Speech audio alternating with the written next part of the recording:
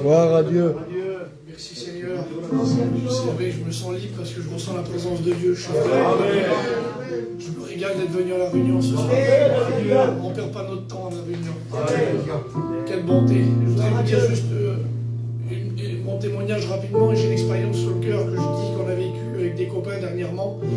Mais tout simplement, déjà, je voudrais vous dire qu'il y a quelques années en arrière, j'avais lâché la main du Seigneur il y a longtemps. Ça a duré 10 ans de temps. J'étais rétrograde et je suis tombé dans la drogue. J'ai touché à des choses, mon père c'est un pasteur, j'ai touché à des choses que je n'ai pas été élevé là-dedans. Moi j'ai été élevé dans les choses de Dieu. J'ai toujours été élevé dans un foyer chrétien. Mais l'ennemi m'a tellement fait mal. Il m'a enchaîné les pieds, il m'a enchaîné les pieds, les mains. Et j'ai touché à cette drogue, j'ai touché à de la cocaïne. Je le dis, vous savez, parce que c'est vraiment un fléau en ce moment.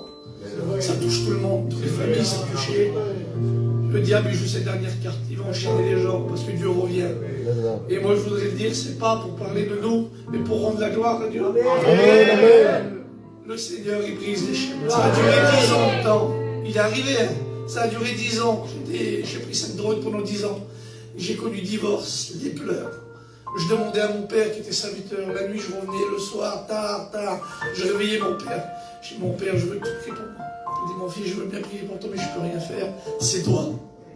C'est toi, il dit. Et un jour, j'étais tout seul chez moi. J'étais divorcé. Mes enfants n'étaient plus là.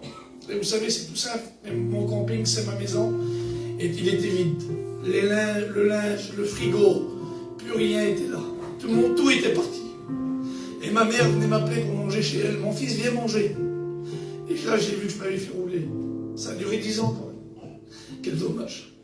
Si vous saurez que je regrette le temps que j'ai passé, que j'ai mangé, dans le monde inutile, c'est toujours à recommencer. Et là, quand j'ai vu que je m'avais fait rouler au bout de 10 ans, que j'étais tout seul, il y a un copain qui m'a tendu la main, un serviteur. Il m'a dit, tu veux aller à la réunion? J'allais plus à la réunion, je me sentais vilain. Et j'ai rentré dans une petite réunion comme ça. Le Seigneur, il m'a béni. Il m'a rempli. J'ai dit, Seigneur, je voudrais te parler quelque chose. Je voudrais te parler. À la fin de la réunion, je dis, Seigneur, je voudrais te parler comme avant je te parlais. J'ai aujourd'hui, je suis divorcé. Mais avant de réparer mon foyer, je voudrais te réparer mon cœur. Et après mon foyer. Et en une semaine de temps, il y a eu une autre petite réunion. Le Seigneur, il a brisé les chaînes. Le Seigneur, il a prêché son Bartimée. Un aveugle au bord d'un chemin, c'était moi à ce moment-là. J'ai crié dans la réunion, il y avait ma famille, j'ai pas regardé. Moi, j'étais un pauvre malheureux à ce moment-là, j'ai eu besoin de Dieu. J'ai crié, les chaînes, ils ont tombé. J'ai essayé d'arrêter ces choses-là, j'ai jamais pu arriver. En une seconde. Il m'a délivré de drogue, d'alcool. Mon foyer n'était pas le même soir, ma femme est revenue, les petits sont revenus. Je les ai pris dans les bras, il y avait un petit verset comme ça. Il y avait un verset dans mon camping, il m'a rentré dans le cœur. Je dis, maman, à ma mère, je dis, maman, c'est toi qui l'as mis le verset dans le camping. Elle dit non. Et je dis, ma femme, c'est toi? Elle dit, ça fait des années qu'il y a des versets dans le camping. Et elle dit, tu faisais plus rien, attention. Et ma petite, elle avait 12 ans à cette époque-là. Ma petite, elle avait pris le verset, elle l'avait mis dans le camping, elle avait dit, Seigneur, comme si tu vas le faire pour moi. Vous croyez que les enfants, ils ne voyaient rien? Et la petite, comme elle avait posé à cette époque-là, j'étais rétrograde, elle avait posé le verset dans le camping, elle dit, mon Dieu, comme si tu vas le faire pour nous. Le verset, c'était Habakkuk, verset 5. Il dit, car je vais faire en vous une œuvre, que même si on t'a raconté, tu n'y croirais pas. Ma petite, elle a passé par les eaux du baptême l'année dernière. Ça faisait déjà pas mal d'années que j'étais revenu à Dieu. C'est ma fille qui me l'a appris, que c'est elle qui avait posé ce verset que j'avais lu le soir dans le baptême.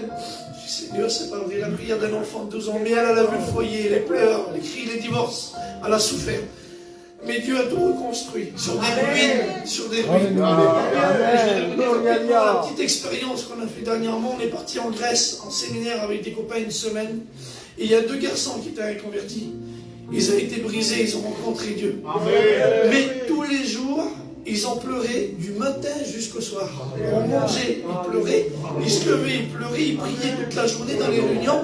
Ils faisaient que de pleurer. Et la semaine, elle a passé à la réunion de partage. Un garçon, un chrétien, il a dit, Seigneur, pourquoi ces garçons, ils font que de pleurer?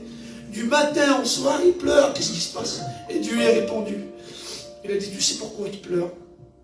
Quand il y a une nouvelle naissance, Quand un nouveau-né, Alléluia. il pleure. Et ces garçons-là avaient rencontré Jésus.